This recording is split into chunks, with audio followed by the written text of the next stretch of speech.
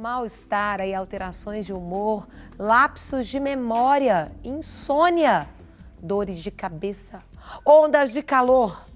Quem está passando pela menopausa sofre com esses sintomas desagradáveis. Mas a alimentação pode ajudar a amenizar os sintomas. Você sabia disso? E para falar sobre o assunto, a nossa convidada, nutricionista Débora Querubino, minha nutricionista.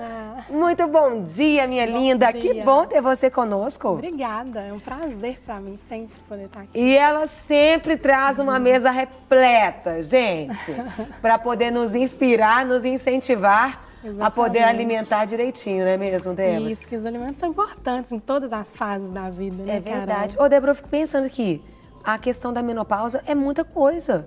É. Alteração do humor. Exatamente, porque na verdade a menopausa ela marca um fim de um ciclo, né? Quando a mulher ela deixa de menstruar, porque a queda de hormônios importantes para o organismo, como estrogênio e progesterona, e ele tem muitos efeitos no organismo. Ele regula, por exemplo, o humor feminino, ele é responsável, por exemplo, pela fixação de cálcio no organismo, Sim. né? Então, assim, todas as funções femininas são reguladas pelo estrogênio. Ele protege, por exemplo, contra doenças cardiovasculares, né? Ele protege também as células cerebrais, né? Então, assim, quando tem uma deficiência, ocorrem todos esses sintomas, que é calor, né? Sudorese noturna, insônia, muitas vezes depressão. Dor de cabeça.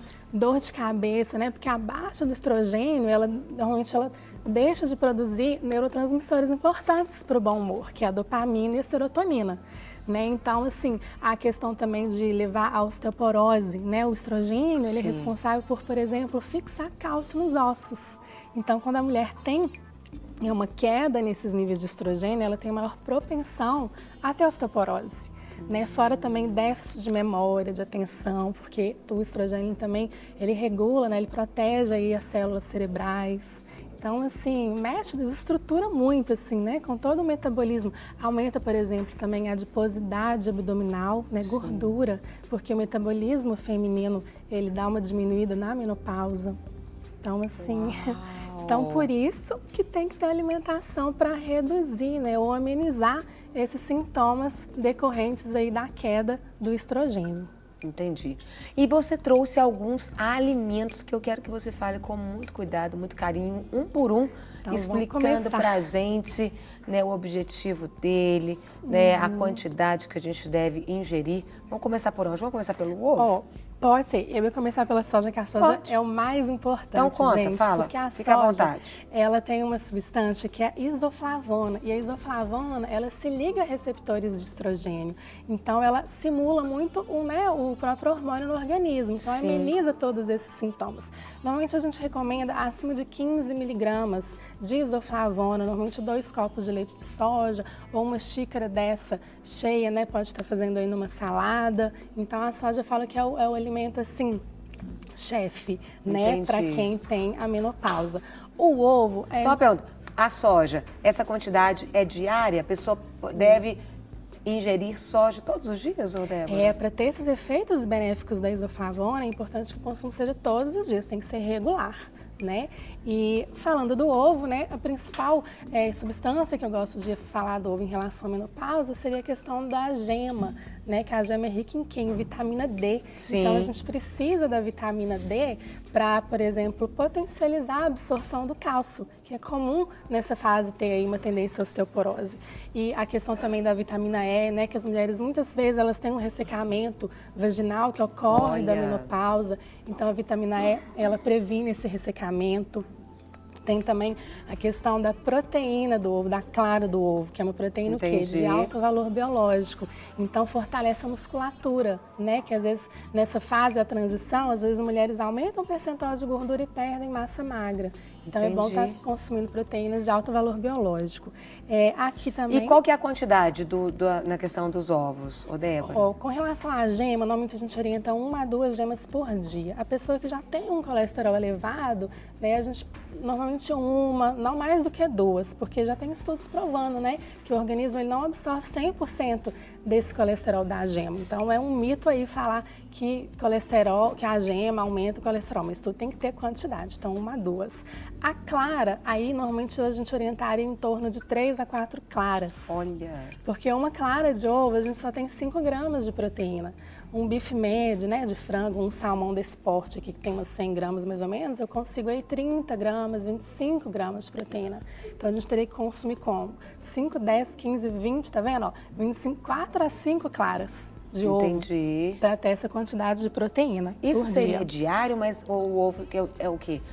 Por exemplo, segunda, ovo, terça não, quarta. O que seria o ideal, assim, na nossa alimentação, na rotina? Então, eu peço sempre a nutrição, a gente preza muito variedade, né? E qualidade, para você ter diversos nutrientes. Sim. Então, o ideal, assim, vegetariano, por exemplo, que consome ovo, aí usa diário. Mas a pessoa pode variar, um dia usa o ovo, um dia usa um peixe, um dia usa um frango. Mas a gema seria bom todos os dias, né? Pelo menos uma geminha aí, para ter essa questão aí da vitamina D e da vitamina E. Aproveitando, falando aqui da outra fonte de proteína, a gente tem aqui o salmão, né? O salmão, ele é rico em ômega 3. E o ômega 3, ele também facilita aí a questão das funções cerebrais. Tá lindo esse salmão. Não tá? Tá bonito. Então, é sempre bom olhar a coloração, o brilho na hora de estar comprando. Então, ele também é importante, fora também que ele tem o zinco. E o zinco, ele estimula a síntese dos hormônios ovarianos, que seria o estrogênio e a progesterona, né?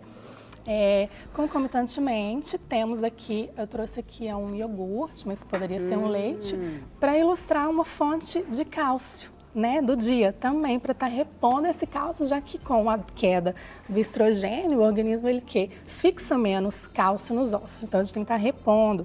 Então seria em torno mais ou menos de, no mínimo, pelo menos de 2 a 3 porções de leite e derivados ao longo do dia. Sim. Né?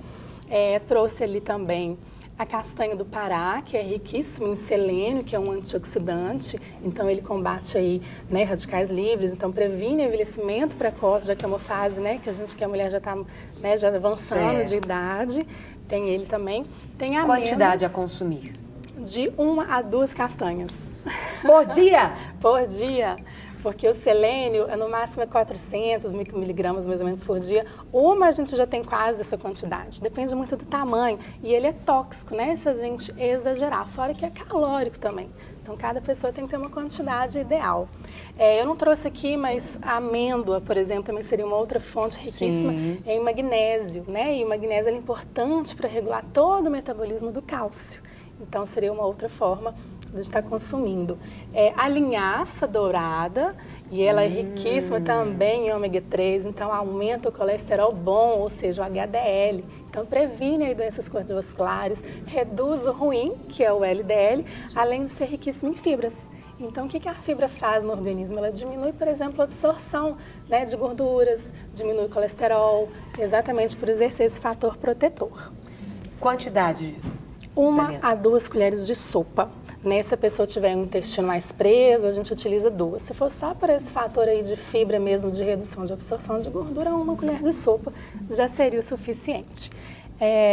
Passando ali para o outro lado, eu tenho aqui ilustrando a banana, gente. Aí as frutinhas. As frutinhas, exatamente. A banana eu trouxe ela porque ela é rica em triptofano e vitamina B6, que é a pyridoxina, ou seja, triptofano ele é o quê? Ele é precursor dos hormônios do bom humor, do bem-estar, que está em queda na menopausa, né? Como o estrogênio reduz. Então a gente tem que dar triptofano para produzir mais serotonina e dopamina. Então ajuda a mulher a evitar a questão da depressão, né? Tá incluindo banana no dia.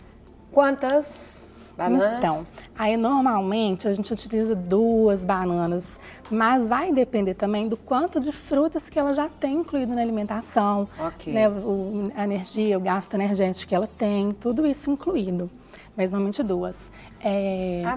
A laranja, vitamina C. Pois é, eu trouxe exatamente a laranja, a mexerica, ali tudo para ilustrar a vitamina C, que também é um antioxidante e também regula a síntese dos hormônios ovarianos, que é o estrogênio, e a progesterona. Então é importante que a gente inclua. Aí no caso, normalmente seria também uma laranja, mais ou menos, a gente já consegue ir em torno de uns 75 miligramas de vitamina C que a gente precisa. Então seria ideal também que esteja consumindo após o almoço, né? Porque a vitamina C da laranja, por exemplo, ela potencializa a absorção do ferro do feijão. Então já previne uma anemia. Sim. Né? Então você já ajuda, já cerca as duas coisas. A manga? A manga é rica em fibra e rica também em vitamina A. Então ajuda aí a questão, né, de a função de produzir colágeno, então elasticidade, é bom para a pele, é bom para os olhos, é importante ter a vitamina A. E a quantidade da manga? Porque a manga já é maior, né? É, mas aí seria ela inteira mesmo. Inteira mesmo? Inteira. A manga, gente, parece que ela realmente é grande, mas se você for ver o tamanho do caroço que tem, então se você for picar bonitinho ali, dá uma tacinha de fruta, dá uma porção de fruta, né, que a gente orienta. E o brócolis, além de ser rico em cálcio, ele tem o ácido fólico. Não tá lindo? Tá. Ele tem ali ácido fólico. O ácido fólico ele participa na produção, na questão do metabolismo das proteínas. E além de reduzir a incidência de câncer de mama nas mulheres. Então, isso é importante. Mas aí, ó, tem que ser pelo menos uma xícara cheia. Ou um pires cheio, não é comer 2 raminhos de brócolis, não.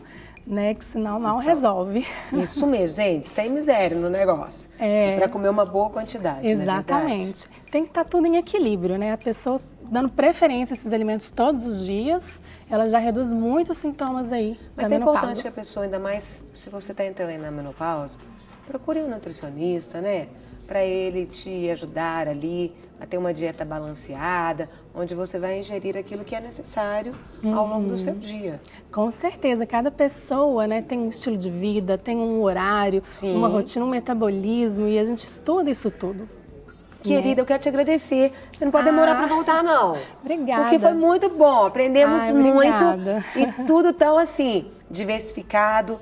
E a gente poder ver aquilo que a gente vai alimentar, até abre o apetite, não é? Não é nada mirabolante, é fácil de ter acesso, né? É verdade. Que bom. Deus continue te abençoando cada dia mais. Obrigada. Para receber todas as novidades do canal, inscreva-se. E se curtir o vídeo, clique em gostei. Aproveite para acompanhar a Rede Super nas redes sociais.